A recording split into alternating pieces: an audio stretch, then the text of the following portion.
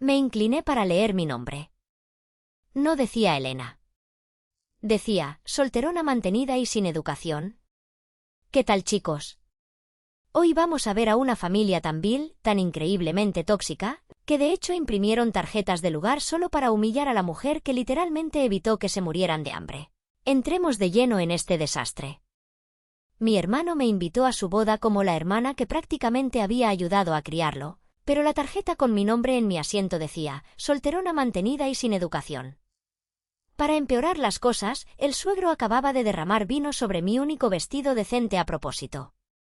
Toda la familia adinerada de la novia se rió como si fuera parte del entretenimiento de la noche. Luego, su hermano mayor sonrió burlonamente y añadió, así que este es el familiar vergonzoso del que oímos hablar. Estaba dispuesta a tragarme mi orgullo, dar media vuelta y salir caminando en silencio de aquel lugar para no arruinar la noche, hasta que mi hermano agarró mi brazo con una fuerza tremenda, miró directamente a los ojos de su futuro suegro y dijo con una voz que heló la sangre de todos, lo que le hiciste a mi hermana esta noche será el insulto más caro de tu vida. Por favor, siéntense y escuchen. La cena de ensayo se celebraba en un salón privado del restaurante más exclusivo y elitista de Polanco, en el corazón de la Ciudad de México. Era el tipo de lugar que te intimida desde la entrada. Servicio de valet parking que te mira de arriba a abajo si tu auto no es del año, candelabros de cristal que deslumbran la vista, mármol importado en los pisos y camareros que llevaban trajes de mejor corte y calidad que cualquier prenda que yo hubiera poseído en mis 38 años de vida. El aire mismo olía a dinero viejo, a perfumes de diseñador y a una arrogancia palpable. Caminé hacia el interior sintiéndome completamente fuera de lugar, ajustando el cuello de mi modesto vestido color crema. Me había costado semanas de ahorros imaginarios comprarlo, solo quería lucir presentable, solo quería estar allí para Carlos. Él es mi hermano menor, mi única familia. Es el niño al que le enseñé a atarse las agujetas, el niño con el que me quedaba despierta toda la madrugada poniéndole paños húmedos en la frente cuando la fiebre lo consumía. Es el hombre del que me sentía tan increíblemente orgullosa. Esta noche se suponía que era una celebración de su brillante futuro, el inicio de su nueva vida. Encontré la mesa asignada a la familia inmediata. Me acerqué con cautela, ofreciendo un asentimiento cortés a don Diego, el padre de la novia, un hombre de porte rígido que sostenía una copa de coñac y dictaba sentencia frente a unos supuestos socios de negocios. Apenas registró mi existencia, me ofreció una sonrisa apretada y despectiva, un gesto que dejaba claro que yo era menos que un insecto en su impecable mundo, antes de apartar la mirada. Estaba a punto de rodear la mesa para buscar mi lugar, cuando don Diego se movió. No fue un accidente. Lo vi en sus ojos un microsegundo antes de que ocurriera. Dio un paso lateral, extendió el brazo y con un movimiento fríamente calculado inclinó su copa. El líquido oscuro, espeso y rojo como la sangre cayó directamente sobre el frente de mi vestido crema. El contraste fue violento. La mancha se extendió rápidamente por la tela, arruinando mi única prenda decente. «¡Oh, qué torpeza la mía!», exclamó don Diego en un tono tan falso que resonó en todo el salón. Sacó un pañuelo de seda de su bolsillo y, en lugar de ayudar, comenzó a frotar la tela de mi vestido con fuerza, esparciendo aún más la mancha, arrugando la tela, haciéndome lucir exactamente como él quería, como una pordiosera andrajosa que se había colado en una fiesta de la alta sociedad. «Mil disculpas, querida», dijo con una sonrisa venenosa. «A veces no me fijo por dónde camina el servicio, o, perdona, la hermana del novio». «Me estás tomando el pelo ahora mismo». El padre de la novia acaba de arruinar intencionalmente su único vestido y la llamó sirvienta en su cara. ¿Cuánta paciencia necesitarían ustedes para no voltear esa maldita mesa e irse? Un nudo ardiente se formó en mi garganta. Bajé la mirada, sintiendo el líquido frío empapar mi piel, pero me obligué a caminar hacia mi silla. Necesitaba sentarme. Necesitaba que el suelo dejara de moverse bajo mis pies. Me paré frente a mi lugar. Sobre el plato de porcelana fina descansaba una pesada tarjeta de cartulina marfil, doblada perfectamente, con letras escritas en una elegante caligrafía dorada. Me incliné para leer mi nombre. No decía Elena. decía, solterona mantenida y sin educación. Por un segundo, mi cerebro dejó de funcionar por completo. Las letras se difuminaron. Pensé que mis ojos me estaban jugando una mala pasada debido a la iluminación tenue y romántica del restaurante, o tal vez por las lágrimas que luchaba por contener tras el incidente del vino. Parpadeé con fuerza, sintiendo el escozor en los ojos, pero la tinta dorada permaneció exactamente igual. Solterona mantenida y sin educación. Una risa aguda y cruel rompió el silencio que me rodeaba. Levanté la vista, sintiendo que el aire abandonaba mis pulmones. Sentado directamente frente a mí estaba Julio, el hermano mayor de la novia. Estaba recostado en su silla de terciopelo, haciendo girar el vino en su copa, con una sonrisa de absoluta superioridad tatuada en el rostro.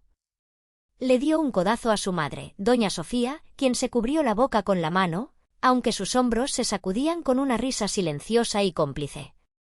Julio dejó su copa sobre la mesa, haciendo un sonido seco. «Así que este es el familiar vergonzoso del que oímos hablar», dijo Julio, proyectando su voz lo suficiente como para que las mesas vecinas, llenas de invitados de la alta sociedad de Polanco, pudieran escuchar cada sílaba. «Supongo que hoy en día realmente dejan entrar a cualquier persona sin clase a estos lugares. Cuidado con las copas, parece que la señora no sabe cómo caminar con tacones». La sangre se agolpó en mis oídos con un rugido ensordecedor. Apreté la mandíbula con tanta fuerza que me dolieron los dientes. Un calor espeso y sofocante subió por mi cuello, quemando mis mejillas. Miré alrededor de la mesa. Don Diego me observaba con una mirada fría y calculadora, completamente impasible ante el comportamiento salvaje de su hijo, disfrutando de la obra maestra de humillación que acababa de orquestar. La novia, Camila, miraba su regazo, con el rostro pálido, completamente paralizada y sometida por la crueldad de su propia sangre. Cada instinto en mi cuerpo me gritaba que volcara la mesa cubierta de cristales finos. Me rogaba que agarrara a Julio por su carísima corbata de seda italiana y le demostrara exactamente lo que una mujer forjada en el trabajo duro, con las manos encallecidas, podía hacerle a un niño mimado. Quería borrarle esa sonrisa a golpes de realidad. Pero entonces miré a Carlos. Mi hermano pequeño.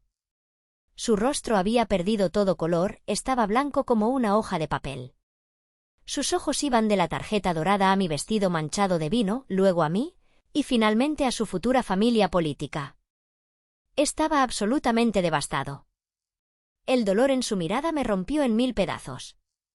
Hice lo que había hecho toda mi vida desde que tuve memoria. Me tragué mi orgullo. Apreté los puños hasta que las uñas se clavaron en mis palmas ásperas. Di un paso atrás, dispuesta a dar media vuelta y caminar hacia la puerta. No iba a arruinar el fin de semana de la boda de mi hermano por un trozo de papel y una copa de vino. Mi dolor no era más importante que su futuro.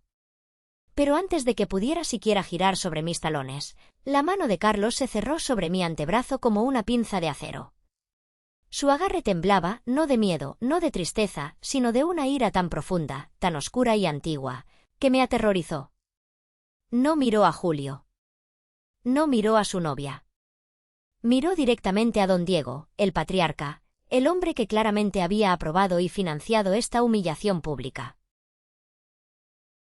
«Lo que le hiciste a mi hermana esta noche», dijo Carlos. Su voz había bajado una octava, completamente desprovista de su habitual calidez. Era la voz de un juez dictando una sentencia de muerte. «Será el insulto más caro de tu vida».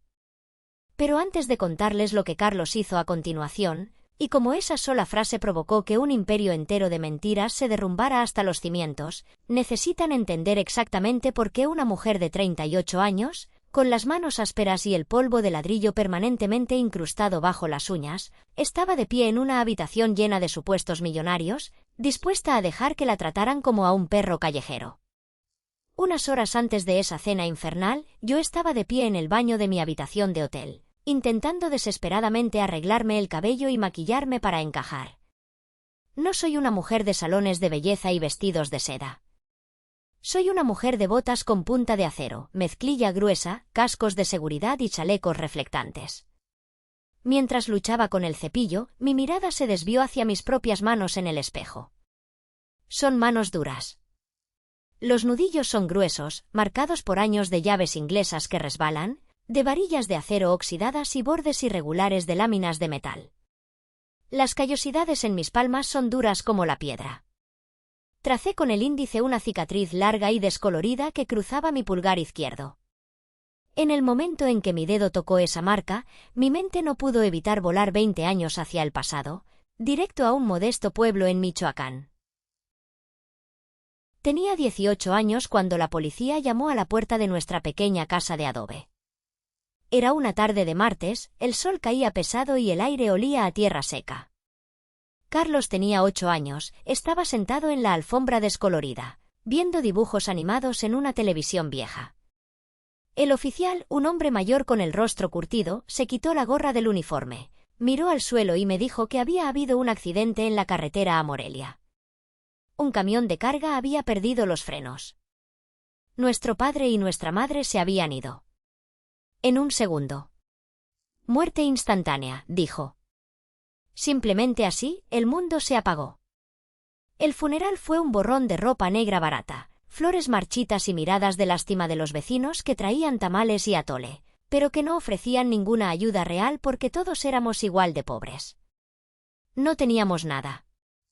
Mis padres eran buenas personas, trabajadoras, pero vivían al día, contando los centavos para la comida. No había herencias masivas esperándonos, ni cuentas bancarias secretas. Apenas hubo suficiente para cubrir el entierro en el panteón municipal. Días después, los trabajadores sociales del gobierno se involucraron. La amenaza del orfanato, de que se llevaran a Carlos a una institución estatal fría y sin amor, colgaba sobre nosotros como una tormenta negra. Recuerdo mirar a Carlos, que estaba aferrado a mi pierna, llorando desconsoladamente por nuestra mamá en medio de la sala vacía, y tomé una decisión que partió mi alma en dos, pero que forjó el resto de mi existencia. Yo era una estudiante de excelencia. Tenía sueños brillantes. Semanas antes, había recibido una carta de aceptación de la universidad para estudiar arquitectura, junto con un pequeño fondo de ahorros que mi papá había empezado con billetes arrugados cada mes bajo el colchón. Esa noche, mientras Carlos dormía, tomé esa carta de aceptación, la metí en el fondo de un cajón viejo y jamás volví a mirarla. Renuncié a la chica que iba a ser. Al día siguiente del funeral, me presenté en un patio de construcción local. Le mentí al capataz. Le dije que era fuerte, que necesitaba el dinero y que estaba desesperada. Me miró de arriba abajo, vio mis brazos delgados de adolescente, soltó una carcajada ronca, me entregó una pala pesada y señaló una montaña gigante de grava. Ese primer día, cavé zanjas bajo el sol abrasador de Michoacán hasta que mis manos literalmente sangraron. Llevé bultos de cemento y madera hasta que sentí que mi columna vertebral se iba a quebrar por la mitad. Trabajaba 14 horas al día, 6 días a la semana, volviendo a casa cubierta de una costra de sudor y cal, trayendo un salario miserable que apenas mantenía las luces encendidas y unos cuantos huevos y frijoles en nuestro refrigerador. Me convertí en madre de mi hermano cuando todavía era una adolescente tratando de entender su propio dolor. Iba a sus reuniones de padres y maestros en la escuela primaria cubierta de polvo de paneles de yeso, soportando las miradas de reojo de las otras madres. Revisaba su tarea de matemáticas en la mesa de la cocina con los dedos manchados de grasa de motor y pintura. Me aseguré de que siempre tuviera el uniforme limpio, comidas calientes y un lugar seguro donde dormir, incluso si eso significaba que yo no durmiera. Lo protegí de la espantosa realidad de nuestra miseria. Cuando el dinero simplemente no alcanzaba, le decía con una sonrisa que ya había comido un gran almuerzo en el trabajo, solo para que él pudiera comerse la última pieza de pollo. Nunca le hablé de los avisos de desalojo que rompí y escondí en la basura, ni del tiempo que peleé con uñas y dientes en los tribunales familiares de la ciudad para demostrarle a un juez que una joven obrera de la construcción podía proporcionar un hogar estable para un niño pequeño. Y mi sangre, mi sudor, funcionaron. Carlos era brillante, un genio. Fue a la universidad con una beca completa, obtuvo su título en ingeniería de software con honores y consiguió un trabajo increíble en una empresa tecnológica de primer nivel en la capital. Recibió un ascenso masivo apenas 2 años después de graduarse. Se compró trajes bonitos, empezó a ir a cenas elegantes en Polanco y eventualmente conoció a Camila. Nunca quise nada a cambio. Verlo tener éxito, verlo caminar por esos pasillos corporativos, era mi pago. Verlo feliz y enamorado era mi título universitario.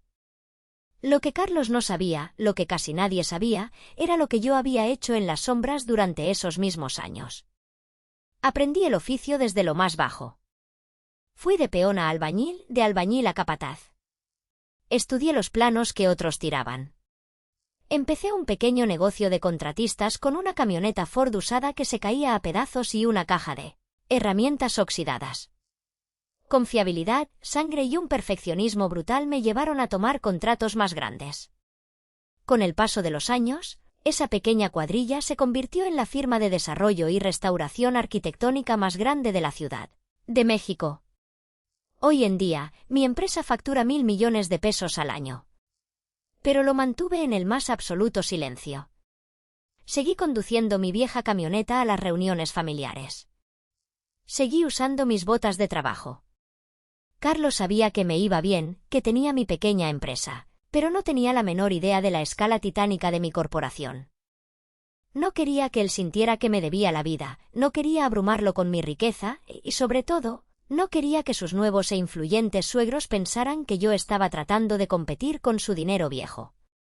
Solo quería ser la hermana mayor orgullosa en el fondo de la foto. Pero mientras me lavaba las manos en el lavabo de ese hotel, frotando una grasa imaginaria que nunca saldría de mis recuerdos, sentí un nudo de plomo en el estómago. La familia con la que estaba a punto de cenar no sabía nada de sacrificios. Para ellos, el valor de un ser humano se medía por su código postal y el saldo de su chequera en Suiza. Sabía que esta cena iba a ser un infierno, porque ya había conocido al demonio de don Diego 6 meses antes. Mi primer encuentro con los padres de Camila ocurrió medio año antes de la boda. Carlos, radiante de ilusión, me había invitado a un asador exclusivísimo en Lomas de Chapultepec para conocer formalmente a su futura familia política. Quería que todo fuera perfecto. Llegué media hora antes, nerviosa. Me había comprado una blusa de seda limpia y pantalones de vestir sobrios. Me quedé cerca de la entrada y los vi llegar. Se detuvieron frente al puesto de ballet parking en un flamante Porsche Cayenne blanco. Don Diego salió del asiento del conductor, lanzando las llaves al joven empleado con un desdén repulsivo, ni siquiera dignándose a mirarlo a los ojos. Llevaba un traje a medida que gritaba dinero y un reloj suizo en la muñeca que probablemente costaba más que la primera casa que yo había construido. Doña Sofía descendió del lado del pasajero. Estaba goteando joyas, su cuello adornado con perlas gruesas, y sostenía su bolso de diseñador frente a ella como si fuera un escudo contra la pobreza del mundo exterior. Cuando Carlos, sonriendo de oreja a oreja, hizo las presentaciones en el vestíbulo, el aire se volvió gélido. Don Diego no me miró a los ojos al principio. Su mirada escaneó mi ropa, se detuvo deliberadamente en mis zapatos que, aunque limpios, no eran de marca, viajó lentamente hacia mis manos, notando las cicatrices que no pude maquillar, y finalmente se posó en mi rostro con una mueca de decepción mal disimulada. Extendió una mano blanda. Su apretón fue débil, flojo, el clásico apretón de un hombre que jamás ha tenido que levantar nada más pesado que una pluma fuente o una copa de cristal. Elena, arrastró don Diego mi nombre como si saboreara algo podrido. Carlos nos ha contado tanto sobre ti. Nos mencionó que trabajas en ¿la construcción?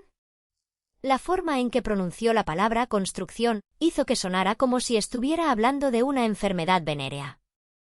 Sí, señor, respondí con educación, manteniendo mi postura firme. Soy contratista general. Doña Sofía dejó escapar una risita aguda y tintineante, abriendo su abanico de mano. Fascinante. Y tan rústico, intervino, tomando un pequeño sorbo de su agua mineral traída de los Alpes. Debe ser espantosamente agotador hacer todo ese trabajo manual, rodeada de hombres sudorosos. Nuestro hijo, Julio, está en las altas finanzas. Maneja fondos de inversión en Wall Street y Polanco. Requiere un tipo de intelecto muy diferente, ¿sabes? Un intelecto refinado. Sonreí, un muro de piedra frente a sus insultos velados, dejando que las flechas resbalaran por mi espalda. Yo había lidiado con proveedores corruptos y líderes sindicales mafiosos. Una señora rica no iba a doblegarme. Suena como una carrera maravillosa, dije. Carlos también está haciendo un trabajo fenomenal en su firma de tecnología. Acaba de conseguir un puesto directivo importantísimo. Don Diego agitó la mano en el aire, desestimando el logro de mi hermano como si fuera una anécdota infantil. Sí, Carlos es un chico listo. Pero, por supuesto, casarse e integrarse a nuestra familia le abrirá puertas en las altas esferas que él, por su origen, jamás podría alcanzar por su cuenta. Somos extremadamente protectores con nuestro círculo, Elena. Estoy seguro de que alguien de tu nivel puede entenderlo. Nosotros valoramos el pedigrí, el linaje y ciertos estándares sociales. Pasó el resto de la velada ignorándome por completo, monopolizando la conversación para hablar de sus supuestas inversiones inmobiliarias en Europa, sus membresías vitalicias en clubes de golf exclusivos y sus caballos de paso fino. Cada vez que Carlos intentaba introducir una historia tierna sobre nuestra infancia, sobre cómo yo le construí un fuerte con cajas de cartón, don Diego cambiaba rápidamente de tema, visiblemente asqueado por el hecho de que su futuro yerno hubiera crecido comiendo tortillas rancias en una casa, con techo de lámina. Cuando llegó la cuenta, instintivamente metí la mano en mi bolso para sacar mi billetera. Don Diego me detuvo en seco, soltando una risa corta, áspera y profundamente condescendiente. Por favor, guarda eso, Elena, me ordenó, sacando su pesada tarjeta de crédito negra y golpeándola contra la bandeja de cuero negro que trajo el mesero. Aprecio el gesto campesino, pero creo que esta cena está un poco fuera de tu rango salarial mensual. Deja que las élites se encarguen de la cuenta. Miré a Carlos. Estaba rojo de furia y vergüenza, abriendo la boca, listo para defender mi honor frente a la mesa entera. Pero lo miré a los ojos y negué con la cabeza imperceptiblemente. Le envié una mirada silenciosa que le suplicaba, déjalo ir. No arruines tu relación por mí. Yo puedo soportarlo. Salí de aquel restaurante esa noche sintiéndome como si me hubieran bañado en lodo tóxico. No era solo la arrogancia insoportable. Era la absoluta e incuestionable certeza que don Diego tenía de ser un ser humano superior simplemente porque dormía en sábanas de seda. Me miró y no vio a una mujer, vio a una sirvienta, a un riesgo social. Pero lo que me destrozó el alma fue cómo lo miraban a Carlos. No veían a un joven brillante, amable y leal que había vencido a la estadística de la pobreza extrema. Veían un proyecto de caridad. Veían una mascota a la que podían domesticar y controlar con su chequera. Me dije a mí misma que podía manejarlo.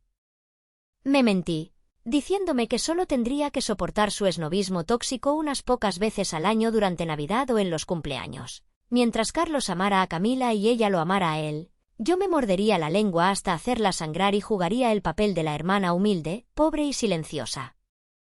Pero mi martirio silencioso no sirvió de nada, porque don Diego no era solo un snob clasista. Era un manipulador despiadado.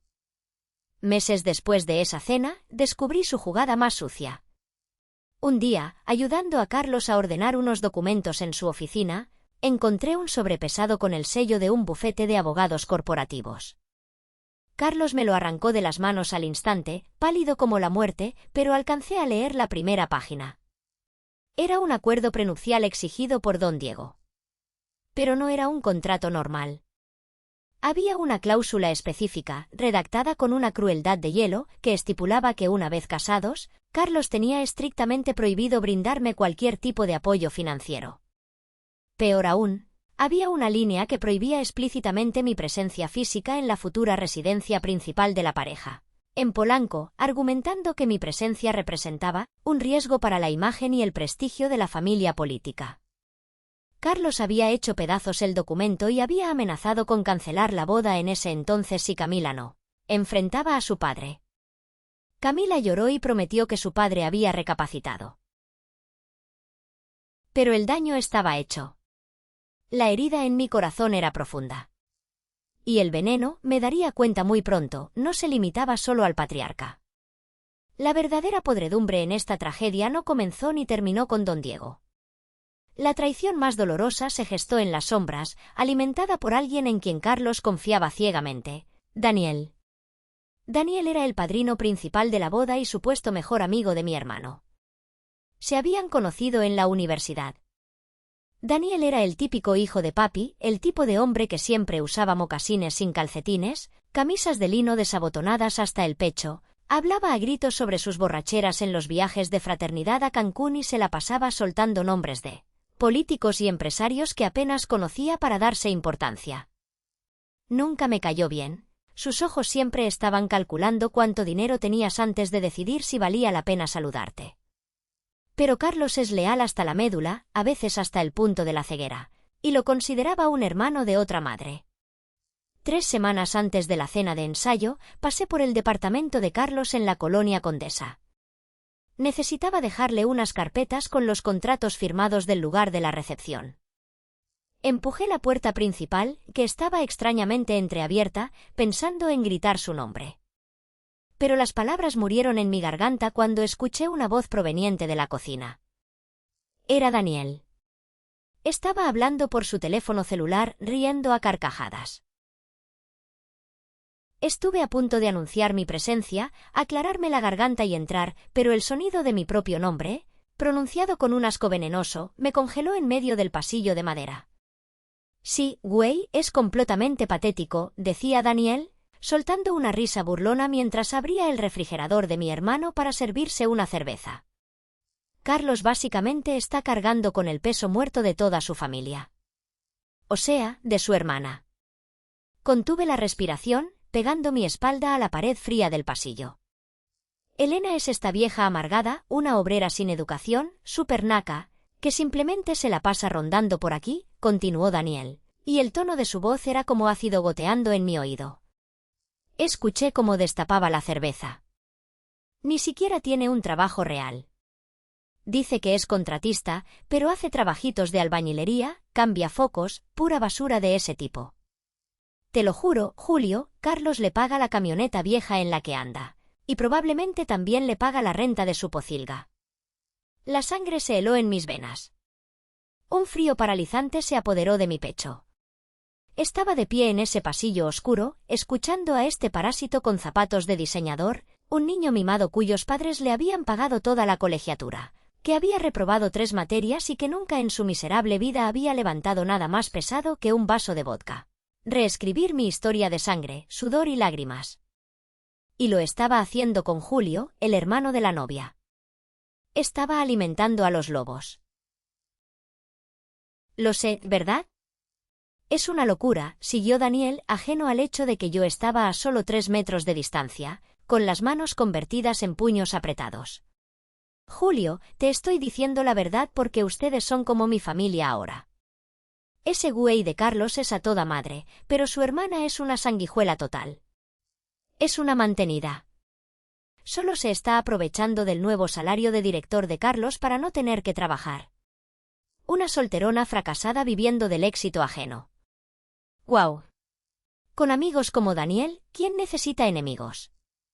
Este absoluto parásito está bebiendo la cerveza de Carlos en su propio departamento, mientras destroza a la mujer que renunció a toda su juventud para que Carlos pudiera tener esa vida. ¿Qué harías si escucharas al padrino de tu hermano decir esta absoluta basura? El silencio al otro lado de la línea fue seguido por una nueva carcajada de Daniel. Exacto. Deberías haber visto la cara de tu papá el otro día que hablábamos de esto. Estaba asqueado. Entre tú y yo, creo que tú y tu papá tienen razón en querer proteger el patrimonio de Camila.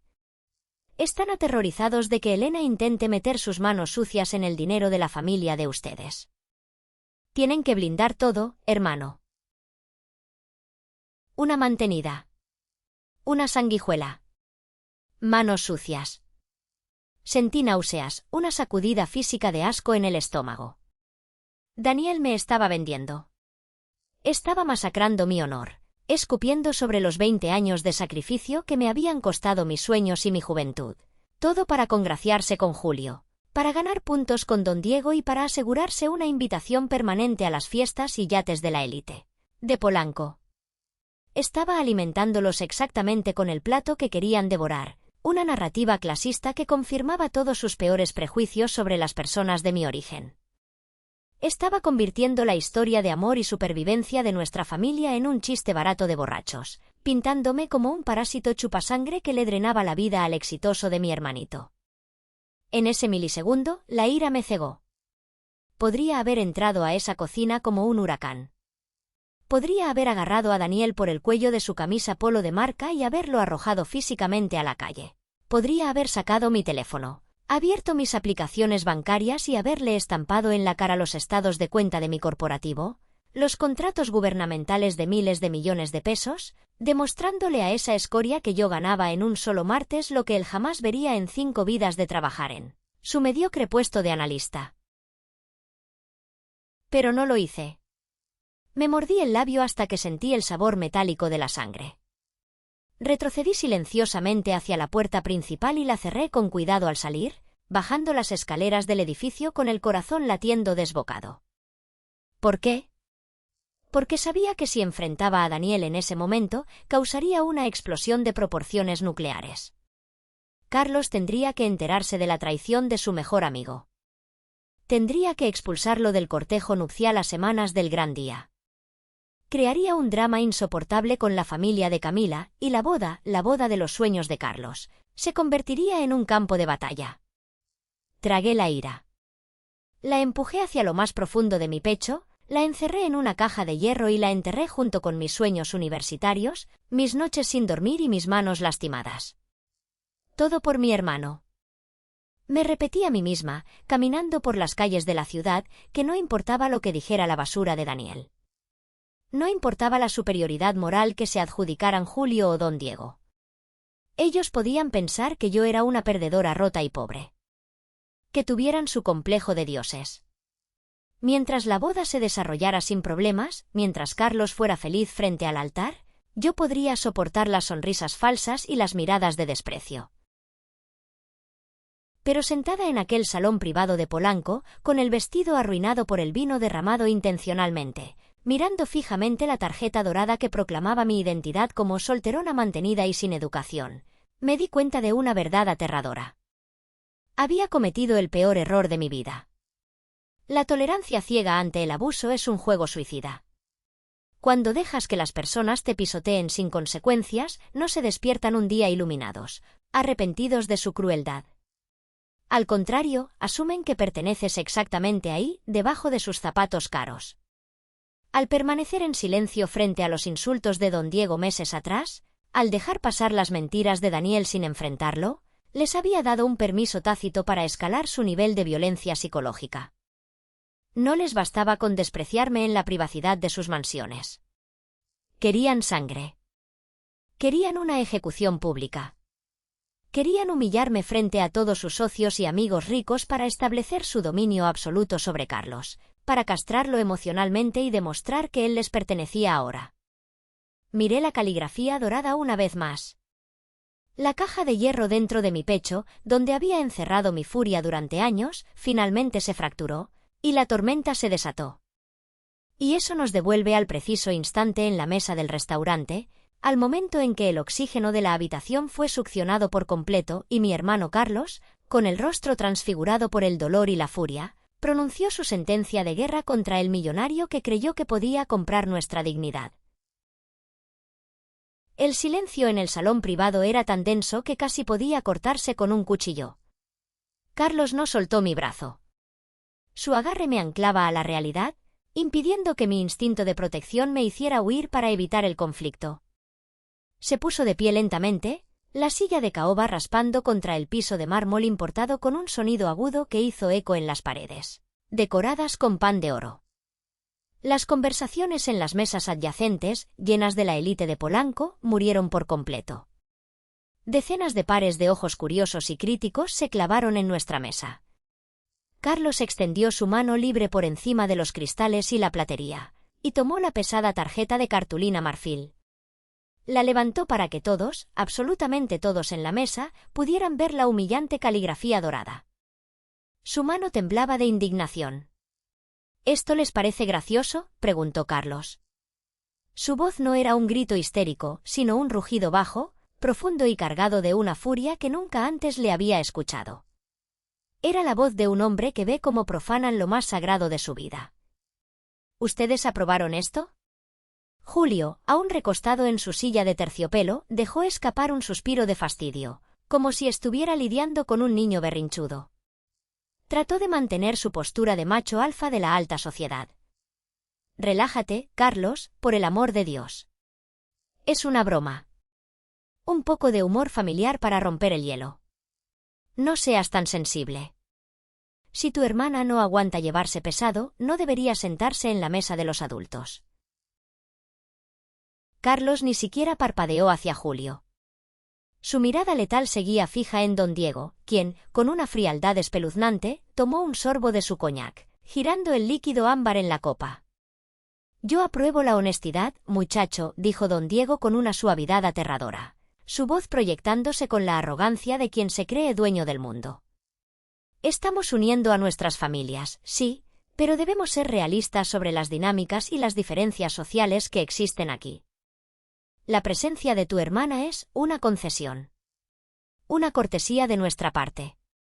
Julio simplemente pensó que un poco de humor sarcástico aliviaría la tensión del elefante en la habitación. ¿El elefante en la habitación?, repitió Carlos, incrédulo.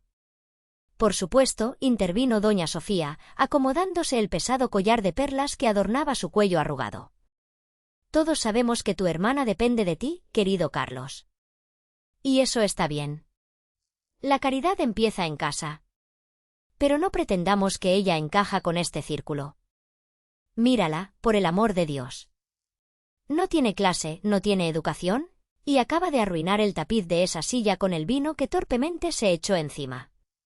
Julio solo estaba diciendo en voz alta lo que todos los demás están pensando por educación. Miré a Daniel, el supuesto mejor amigo, sentado a 2 lugares de Julio. El padrino de la boda estaba sudando frío. Tenía la vista clavada en su plato de porcelana, pálido como un fantasma. Él sabía exactamente de dónde venía esa tarjeta. Sabía que las mentiras podridas que él había sembrado habían construido los cimientos para esta humillación pública. Carlos soltó mi brazo. Con un movimiento rápido y violento, agarró la tarjeta dorada por ambos extremos y la rasgó por la mitad. El sonido del papel grueso rompiéndose fue tan fuerte como un disparo en la habitación silenciosa. Carlos arrojó los pedazos rotos directamente sobre el filete mignon en el plato de Julio. «Oye, imbécil, cuidado con mi cena», espetó Julio, sacudiendo los pedazos de papel de su comida, perdiendo finalmente su sonrisa burlona. «Mi hermana», comenzó Carlos, su voz resonando en cada rincón del restaurante, «es la única razón por la que estoy parado en esta habitación con un traje a la medida. Es la única razón por la que fui a la universidad. Y es la única razón por la que tengo la carrera de la que tanto les encanta presumir frente a sus amigos del club de golf». Carlos señaló a don Diego con un dedo acusador. «Cuando nuestros padres murieron en esa carretera, ella era una niña. Renunció a su vida. Se rompió la espalda trabajando de sol a sol en obras de construcción para que yo no terminara en un orfanato. ¿Y ustedes la llaman mantenida? Ustedes, que nacieron en sábanas de seda, no tienen la más mínima y maldita idea de lo que es el verdadero sacrificio». El rostro de don Diego se tiñó de un tono púrpura peligroso. Las venas de su cuello palpitaban contra el cuello blanco de su camisa almidonada. Su ego, frágil y desmesurado, no podía soportar ser desafiado de esa manera por alguien a quien consideraba su subordinado. «Bajarás el tono de tu voz cuando me hables en este establecimiento, jovencito», siseó don Diego, dejando caer su máscara de cortesía. «Estás avergonzando a mi hija. Estás avergonzando a mi familia entera frente a mis socios». «No», replicó Carlos al instante, «ustedes se acaban de avergonzar a sí mismos. Han demostrado exactamente la clase de escoria que son». Fue entonces cuando Julio cometió el peor error de su patética existencia. Empujó su silla hacia atrás con violencia y se puso de pie. Era un poco más alto que Carlos, y usaba su tamaño para intimidar. Se rió, pero era una risa fea, cargada de desprecio. «¡Ay, por favor! ahórranos el monólogo de la telenovela barata del huérfano trágico, dijo Julio, poniendo los ojos en blanco con exageración teatral. Ya lo entendimos. La señora cargó unos cuantos bultos de cemento. Hizo un poco de mezcla. ¿Quieres que le hagamos una estatua, Carlos? ¿Quieres que le demos un premio por hacer lo mínimo indispensable para que no te murieras de hambre en la calle? Julio me señaló con un dedo perfectamente manicurado, mirándome con un asco absoluto. ¿Crees que porque le cambiaste un par de pañales sucios tienes derecho a colgarte de su éxito y entrar a nuestro mundo? Mírate. Llevas un trapo barato que ahora huele a cantina. Seguro no sabes ni qué tenedor usar para el pescado. Eres una don nadie, una mujer vulgar y sin educación que está exprimiendo el salario de su hermano menor porque fracasaste rotundamente en tu propia y miserable vida. Extendió los brazos hacia el resto del salón, buscando la validación de la élite que observaba en silencio. Y seamos honestos. Daniel nos lo contó todo. Ni siquiera tienes un trabajo estable. Vives de su sueldo. Eres, literalmente, su dependiente. Así que sí, la tarjeta era completamente precisa. Mantenida y sin educación. Si te queda el saco, póntelo y regrésate al pueblo polvoriento de donde saliste. Toda esta familia es una completa pesadilla. Julio es literalmente un niño mimado que nunca ha trabajado un día duro en su patética vida, dándole lecciones sobre el trabajo duro a una mujer con las manos encallecidas. Estoy temblando ahora mismo. Que alguien me diga por favor que Carlos está a punto de acabar con toda la carrera de este tipo. Un grito ahogado colectivo recorrió el salón. Incluso algunos de los socios comerciales más despiadados de don Diego se removieron incómodos en sus asientos, ante la brutalidad descarada del ataque. Vi cómo los músculos del cuello de Carlos se tensaban. Iba a golpear a Julio. Estaba a 1 milímetro de lanzarse sobre la mesa y destrozarle esa cara arrogante a golpes. Pero antes de que pudiera hacerlo, di un paso al frente y puse mi mano manchada de vino, firme como el acero, contra el pecho de mi hermano, empujándolo hacia atrás. No, le dije a Carlos en un susurro cortante. Él no vale los cargos por agresión física. Déjame esto a mí. Me giré lentamente para enfrentar a Julio. No grité. No levanté la voz, no lloré, ni me encogí. Hablé con la autoridad silenciosa y aplastante de una mujer que ha controlado cuadrillas de 100 obreros furiosos, en medio del fango y la maquinaria pesada. Julio, dije, mi voz cortando el aire de la habitación como una cuchilla de afeitar. La única razón por la que llevas ese traje de lana virgen sobre tu espalda es porque tuviste la absurda suerte de nacer en la habitación de hospital correcta, de la matriz correcta. No has ganado absolutamente nada con tus propias manos en toda tu vida. Di un paso acercándome a él. Era más bajo que él, pero en ese momento proyecté una sombra que lo cubrió por completo. «¿Dices que manejas fondos de inversión?», continué, sosteniéndole la mirada hasta que él parpadeó primero. «No. Tú juegas a ser empresario con el dinero de tu papá. Quemas el patrimonio que otros construyeron y finges que eso te convierte en un hombre. Eres un niño asustado jugando a las finanzas». La boca de Julio se abrió, pero las palabras lo abandonaron. Su rostro se ruborizó intensamente. Instintivamente dio medio paso hacia atrás, dándose cuenta de golpe que la mujer con el vestido manchado que tenía enfrente poseía una fuerza interna que podría triturarlo sin pestañear. El parásito de Daniel les mintió, dije, lanzando una mirada glacial hacia el padrino, quien parecía querer fundirse con la madera del piso. Pero incluso si cada palabra de ese idiota fuera cierta, incluso si yo estuviera en la ruina, incluso si barrieras las calles de esta ciudad para sobrevivir, eso jamás me haría inferior a ti. Solo significaría que mis manos están sucias para que las de alguien que amo puedan estar limpias. Tú no sabes absolutamente nada sobre la lealtad, la sangre o el honor. El silencio que siguió a mis palabras fue absoluto, pesado, cargado de electricidad. Julio estaba petrificado, humillado frente a la crema y nata de Polanco por una mujer a la que acababa de llamar sirvienta. Pero fue don Diego quien no pudo soportar la afrenta. Para un narcisista obsesionado con el estatus, ver a su hijo desmantelado verbalmente por una mujer de clase baja en su propio evento era una ofensa que requería sangre. Don Diego se puso de pie lentamente, abotonándose el saco con manos que temblaban de furia contenida.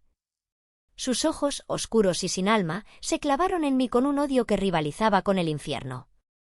Miró alrededor del salón, ofreciendo una sonrisa tensa, casi psicópata, a sus invitados, como disculpándose por tener que exterminar una plaga frente a ellos. «Suficiente», ordenó don Diego. Su voz era un látigo. Era la voz de un tirano acostumbrado a que todos corrieran despavoridos ante su más mínimo capricho. No toleraré que mi familia sea insultada de esta manera salvaje en la cena de ensayo de mi propia hija. Y mucho menos por una intrusa de tu calaña. Caminó alrededor de la mesa hasta pararse hombro con su cobarde hijo. Carlos, dijo don Diego, dirigiéndose a mi hermano con el tono de un director de escuela decepcionado de un alumno problemático. Comprendo que al venir de la miseria hayas desarrollado un sentido de lealtad equivocado hacia esta mujer. Todos tenemos parientes indeseables que nos vemos obligados a tolerar en las fiestas. Pero estás a punto de entrar a un escalón completamente diferente de la sociedad. A nuestro mundo. Tienes que aprender la diferencia entre la lealtad y el comportamiento destructivo. «Comportamiento destructivo», escupió Carlos, asqueado. «Así es», afirmó don Diego con frialdad de témpano. «Te hemos abierto las puertas, muchacho. Te hemos ofrecido un lugar en nuestra mesa dorada. Pero esa invitación es exclusiva para ti. No se extiende a la basura que decidas arrastrar contigo. Tu hermana es una mujer grosera, agresiva y carece del refinamiento más básico y elemental para respirar el mismo aire que nosotros». Doña Sofía asintió con fervor. «Es verdad, Carlos. Mira el espectáculo lamentable que está dando tu hermana».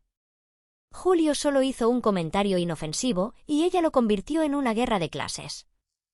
«¡Qué barbaridad! Ustedes mandaron imprimir una tarjeta llamándola mantenida», rugió Carlos, perdiendo por completo los estribos. «Eso no es una broma. Es un ataque vil y calculado». «Fue un simple recordatorio», corrigió don Diego, bajando la voz a un susurro amenazante que solo nosotros podíamos escuchar con claridad. «Un recordatorio de cuál es su lugar y de que ese lugar no es aquí. Ahora, escucha bien, muchacho, porque te voy a dar una única opción. Y de tu respuesta dependerá el resto de tu vida». Don Diego se cruzó de brazos, luciendo increíblemente complacido consigo mismo. Estaba convencido de que tenía la palanca definitiva.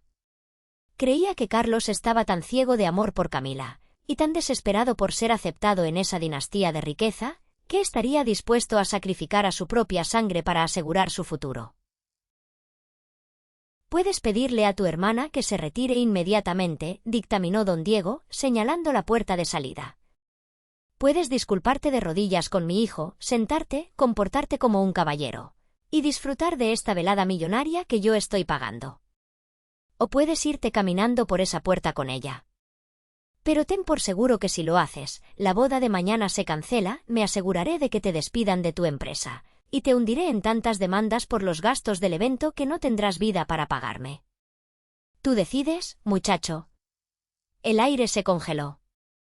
Camila, la novia, soltó un sollozo desgarrador, cubriéndose el rostro con las manos. «Papá, por favor, detente», suplicó, pero su padre la ignoró olímpicamente. Don Diego subestimó de manera fatal al niño que yo había criado. Carlos no dudó ni una fracción de milisegundo. No miró los candelabros, no miró a los socios millonarios, no miró el dinero. Carlos se llevó las manos al pecho, se desabrochó el saco italiano a la medida que había comprado para esa noche y se lo quitó, arrojándolo sobre el respaldo de su silla como si de repente estuviera ardiendo en llamas. Se aflojó la corbata y miró a Camila. «Camila», dijo Carlos, y su voz se quebró ligeramente por la profunda tristeza. «La amaba, lo sabía. Te amo. Dios sabe cuánto te amo. Pero prefiero arrancarme el corazón del pecho antes que casarme e integrarme a una familia que trata a mi propia sangre, a la mujer que me dio la vida por segunda vez, como a basura. Lo siento mucho». Camila rompió a llorar, temblando incontrolablemente en su asiento. «Carlos, no te vayas, por favor». «Si ella se va, yo me voy», declaró Carlos, girándose hacia don Diego con una mirada de acero. «Y la boda de mañana queda oficialmente cancelada. Guárdese su dinero, don Diego. Preferiría casarme con Camila en el estacionamiento del registro civil, rodeado de vagabundos, que deberle un solo peso de respeto a un monstruo como usted». «Sí. Sí. Eso es exactamente lo que haces». Carlos no dudó ni un solo segundo en elegir a la hermana que lo crió por encima de estos absolutos snobs. ¿Qué tan satisfactorio fue eso? Pero esperen, tengo el presentimiento de que la venganza apenas comienza.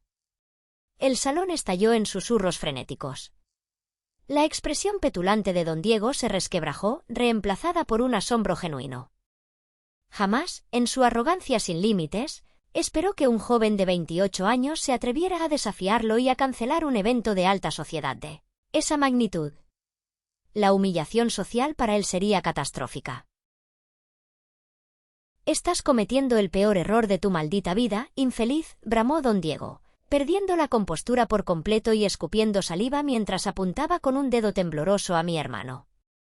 Desesperado y cegado por la ira, don Diego levantó la mano y chasqueó los dedos con fuerza. «Gabriel», gritó. El gerente del restaurante, un hombre alto e impecablemente vestido, corrió hacia nuestra mesa. Gabriel lucía aterrorizado. Sabía que don Diego era supuestamente un cliente VIP, pero también sabía que un escándalo a gritos en su salón principal era un desastre.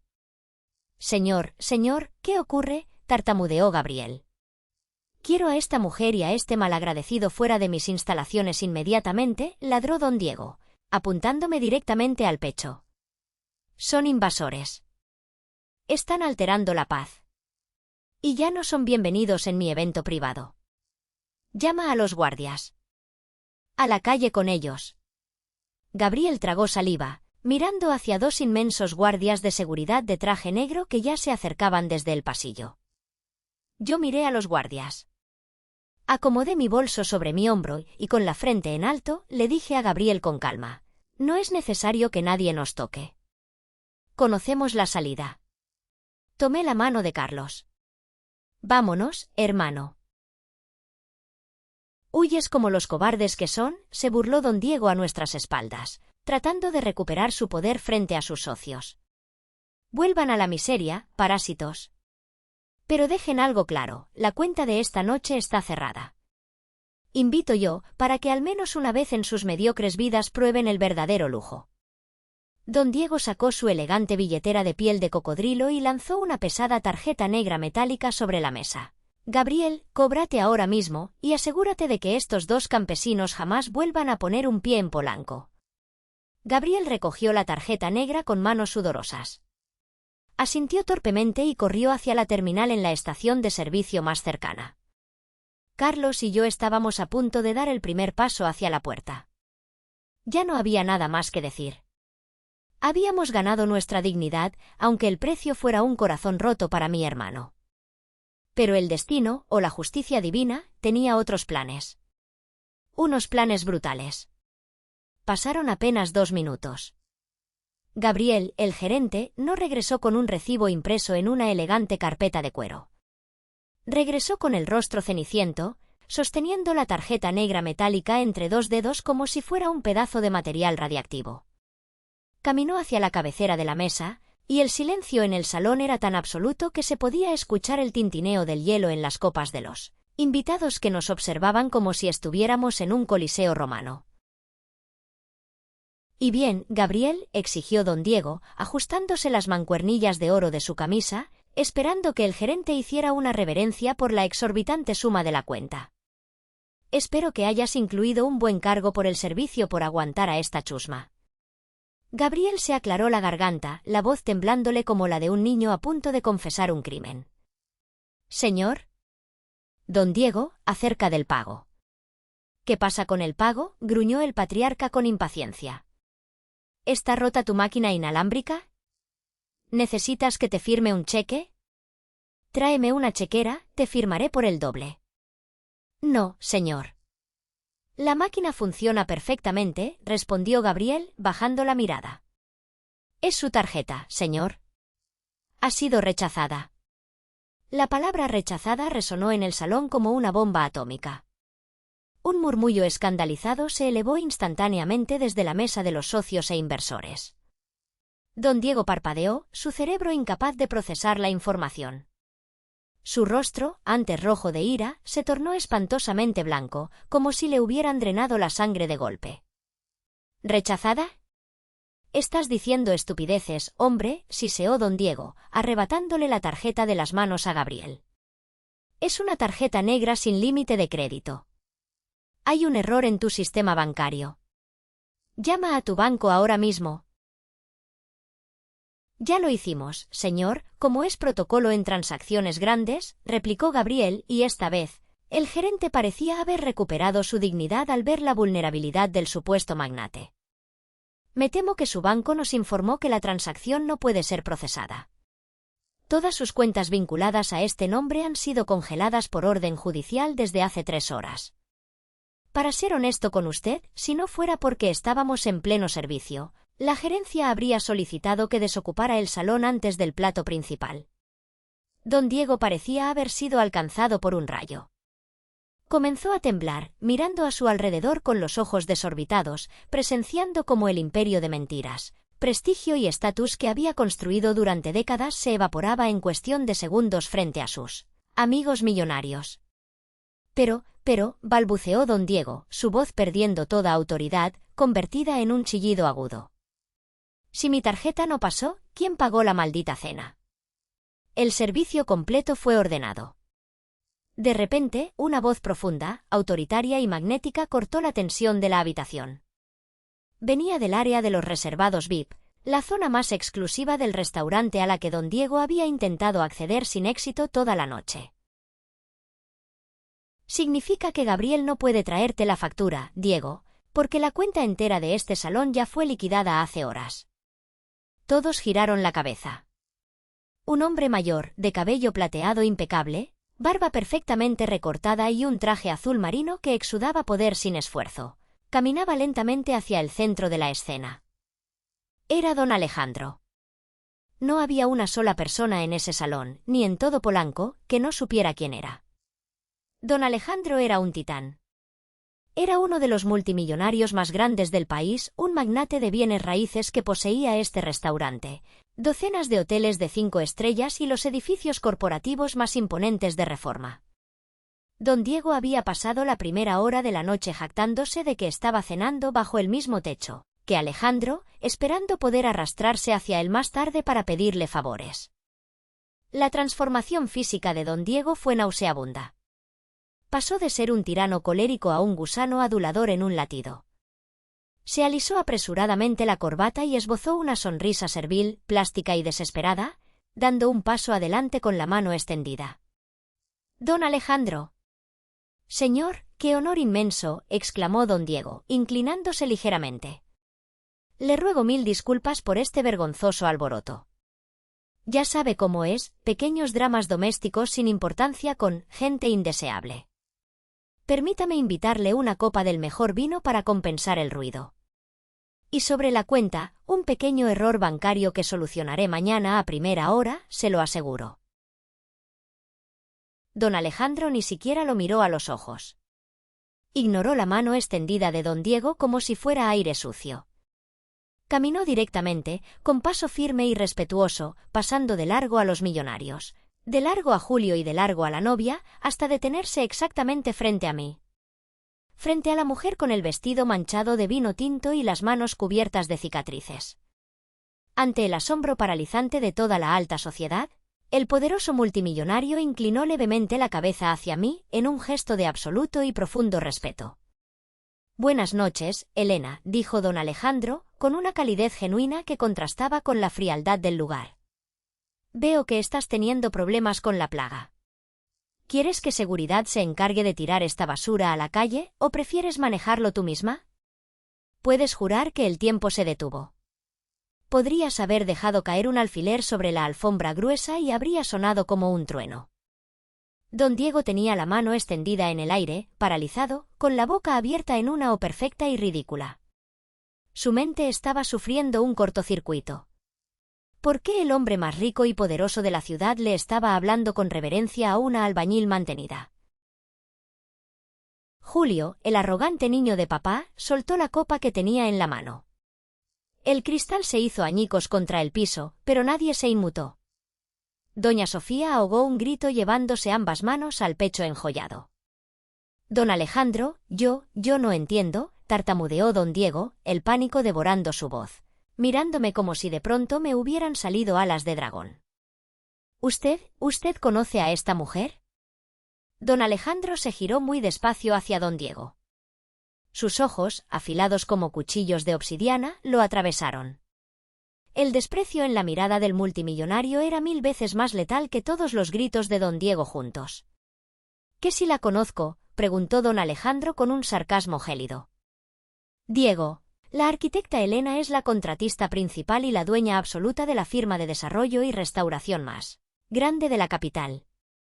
Su compañía construyó este mismo restaurante en el que estás parado. Es responsable de mis proyectos por más de 1000 millones de pesos. Es mi socia más confiable y brillante. Y mucho más importante que eso, es mi amiga íntima y respetada. Las palabras fueron como puñetazos directos al estómago de don Diego. Retrocedió tambaleándose y tuvo que agarrarse del respaldo de una silla para no caer de rodillas. ¿Socia? ¿Firma millonaria? No. Imposible, jadeó don Diego, sudando copiosamente. Ella es una mantenida. No tiene ni la preparatoria. Vive del salario de su hermano. Don Alejandro soltó una carcajada seca, sin un gramo de humor. ¿De qué carajos estás hablando, Diego? La empresa de Elena factura 100 veces más en un mes que tus patéticos fondos fiduciarios en toda una década. A mí me importa un demonio un cartón en la pared cuando estoy frente a una mujer que levantó un imperio de acero y concreto con sus propias manos y una integridad intachable. Algo de lo que tú careces por completo. ¡Oh, Dios mío! El giro de la trama del siglo. Ella literalmente construyó el restaurante en el que están sentados. Ella es la jefa de su jefe. La expresión en el rostro de Diego ahora mismo debe no tener precio. ¿Alguna vez han visto al karma golpear a alguien tan fuerte y tan rápido? Miré a Carlos. Mi hermano menor tenía los ojos tan abiertos que parecía que se le saldrían de las órbitas. Nunca le había revelado mi verdadera fortuna. Me miraba como si fuera un superhéroe que acababa de quitarse el disfraz. Daniel, el padrino traidor, parecía estar al borde de un infarto. Sus piernas temblaban tanto que tuvo que sentarse de golpe. El cuento de hadas que le había vendido a Julio se había convertido en una guillotina que estaba a punto de decapitar su futuro profesional. Pero la cuenta, balbuceó don Diego, aferrándose al último clavo ardiente de su mentira. Si mi tarjeta falló, ¿quién pagó esta cena millonaria? Don Alejandro me miró y asintió levemente. Era el momento. Abrí mi modesto bolso, metí mi mano encallecida y saqué un papel doblado. Era la factura original y el comprobante de pago de la tarjeta negra Centurión, real que Gabriel me había entregado discretamente al llegar esa noche. Caminé con pasos firmes hacia la cabecera de la mesa. Frente a la mirada aterrorizada de don Diego, desdoblé el papel. Lo dejé caer con una delicadeza letal, exactamente sobre las 2 mitades rotas de la tarjeta que decía, mantenida. Yo pagué esta cena, Diego, dije. Mi voz era tranquila, pero resonó como una campana fúnebre. Los ojos de don Diego escanearon desesperadamente la larga lista de platillos caros, vinos importados y el total astronómico en la parte inferior. Sus pupilas se fijaron en la línea de la firma. Estaba mi nombre, autorizado y pagado en su totalidad. Tú, susurró don Diego, con la voz rota. Pero, ¿por qué? ¿Por qué pagar esto por nosotros? Porque a diferencia de ti, pedazo de basura, yo sí amo a mi familia y protejo a los míos a cualquier costo. Le respondí, acercándome tanto a él que pude oler el rancio sudor del terror emanando de su piel. Y porque, a diferencia de todos tus falsos amigos aquí presentes, yo sé que tu empresa de inversiones se declaró en bancarrota bajo el capítulo 11 hace exactamente 3 meses. Yo compré tu deuda hipotecaria vencida. Conozco tus secretos, Diego. Ella compró su deuda. Ella literalmente es su dueña. Elena no solo dejó caer el micrófono, ella bombardeó todo el edificio desde la órbita. Esto es exactamente lo que pasa cuando confundes amabilidad con debilidad. Diego jugó juegos estúpidos y ganó el premio estúpido definitivo. Un estallido de exclamaciones llenó la sala. Los socios de don Diego comenzaron a levantarse de sus mesas, sus rostros contorsionados de furia y confusión. No me detuve. Saqué a la luz cada esqueleto de su armario podrido. Sabía que estabas ahogado en deudas hasta el cuello, continué, implacable. Sé que ese Porsche blanco que estacionaste afuera es rentado por día. Sé que el banco embargó tu supuesta casa de fin de semana en Valle de Bravo la semana pasada. Pero no dije una sola palabra. Me mordí la lengua y guardé tu asqueroso secreto. No se lo dije a Carlos. No se lo dije a Camila. Camila se tapó la boca con ambas manos, dejando escapar un sollozo ahogado. Miró a su padre con un horror y una repugnancia absolutas.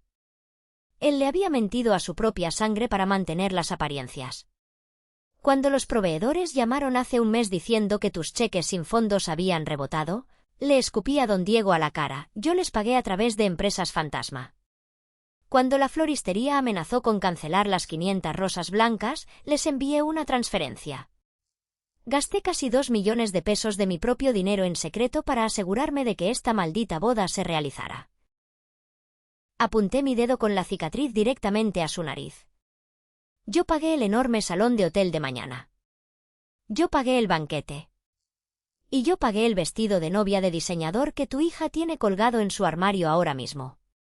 Yo pagué el mismísimo vino con el que me manchaste el vestido y que tu inútil hijo se estaba tragando mientras me llamaba muerta de hambre. Todo lo pagué yo. Y dejé que tú te llevaras el crédito.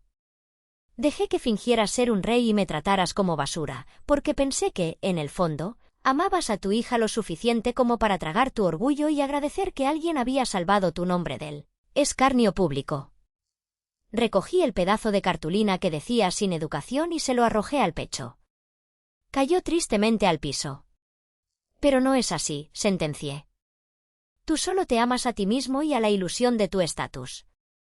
Eres un hombre quebrado, desesperado, patético y cobarde, que tiene que intentar aplastar y humillar a una mujer trabajadora en zapatos baratos solo para sentir que todavía es importante. Tu imperio es de cartón, Diego, y esta noche yo encendí el cerillo. El efecto fue devastador. Fue como observar la demolición controlada de un rascacielos en cámara lenta. Don Diego no tenía a dónde huir. La arrogancia, la superioridad y el veneno que habían alimentado su ego durante años se evaporaron, dejando solo a un anciano marchito, humillado y expuesto en su forma más cruda frente a las personas cuyas opiniones eran lo único que le importaba en la vida. Abrió la boca, como un pez boqueando fuera del agua, intentando formular una mentira, una excusa, algo. Esto es un montaje, susurró, pero la voz le falló por completo. Ni él mismo creía lo que decía. Uno de sus socios comerciales más importantes, un hombre obeso llamado don Roberto, se levantó de su mesa, rojo de furia. Tú, grandísimo estafador, gritó don Roberto, caminando hacia la mesa de Diego.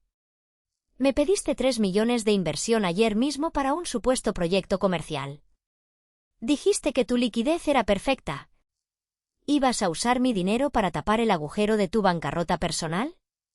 Mañana a primera hora te hundo con mis abogados. No esperó respuesta. Don Roberto hizo una señal a su esposa, agarró su saco y salió furioso del restaurante. Esa fue la señal.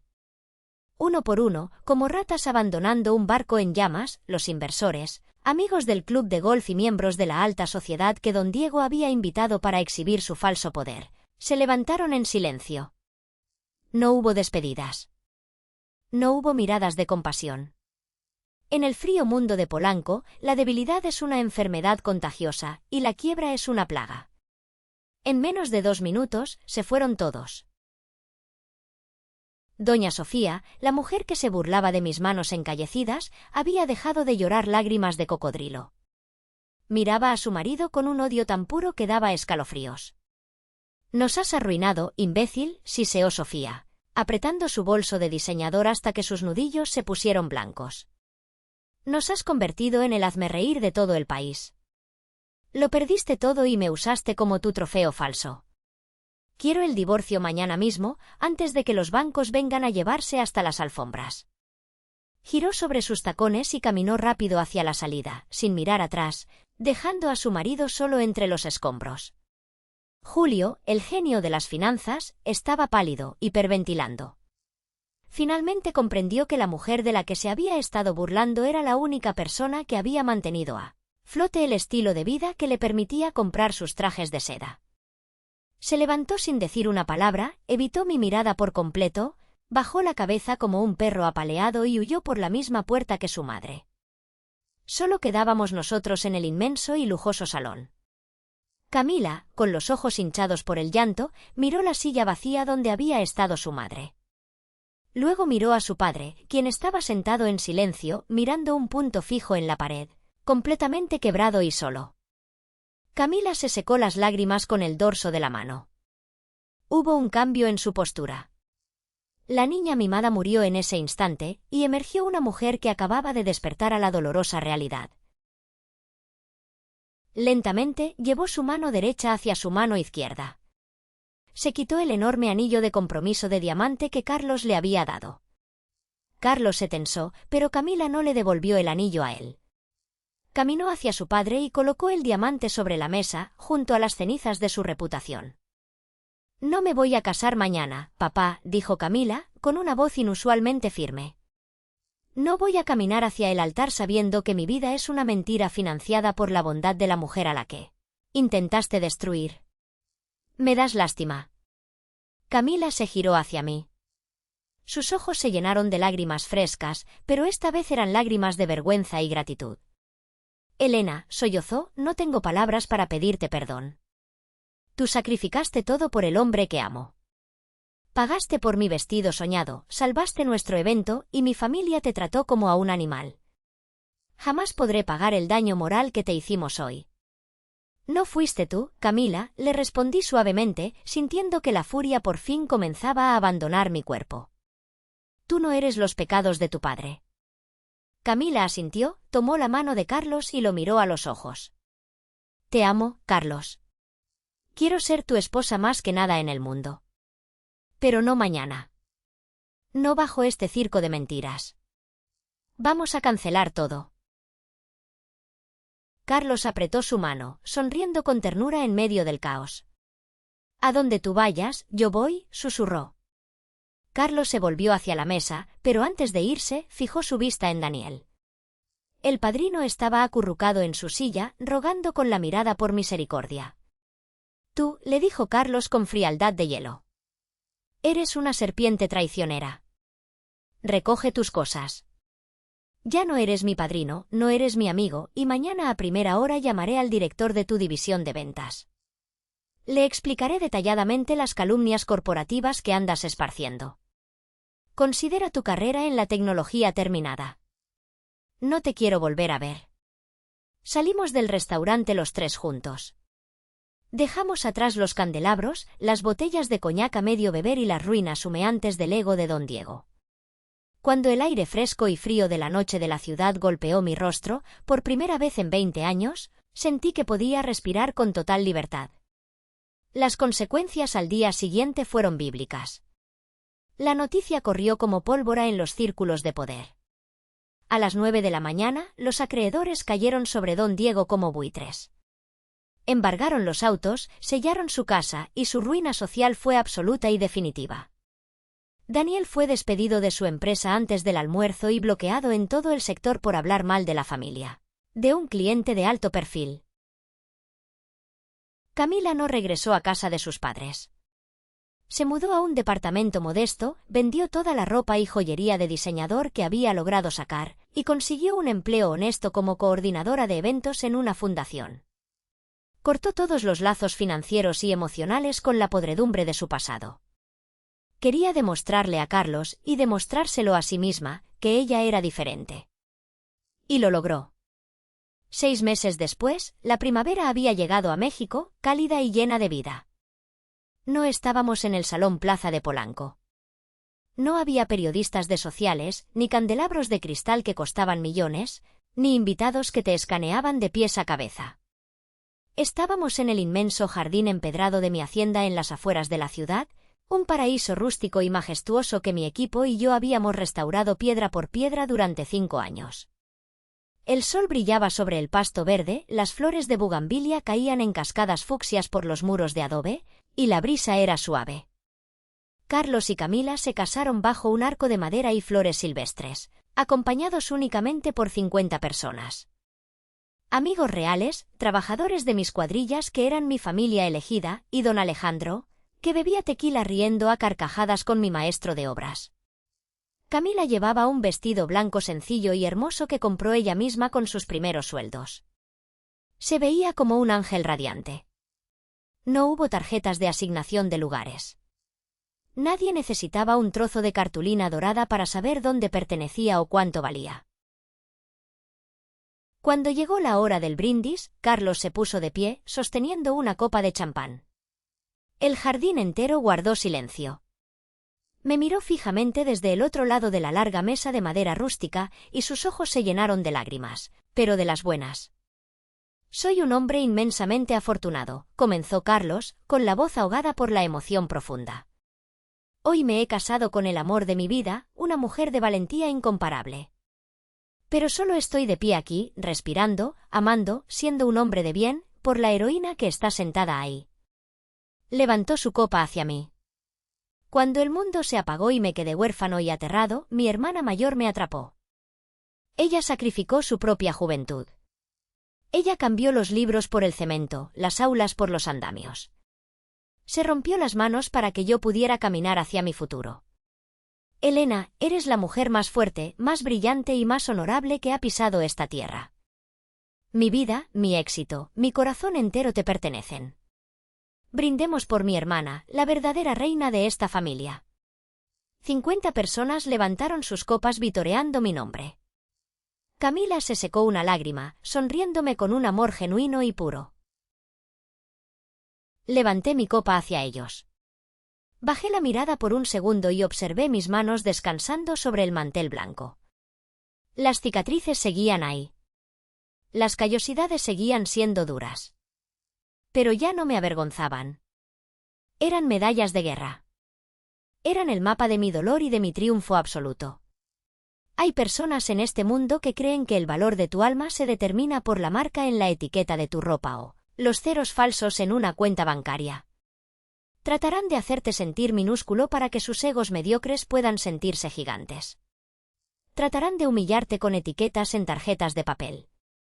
Pero la verdadera riqueza, el verdadero poder, es poder mirarte en el espejo y saber que construiste tu imperio sin pisar el cuello de nadie.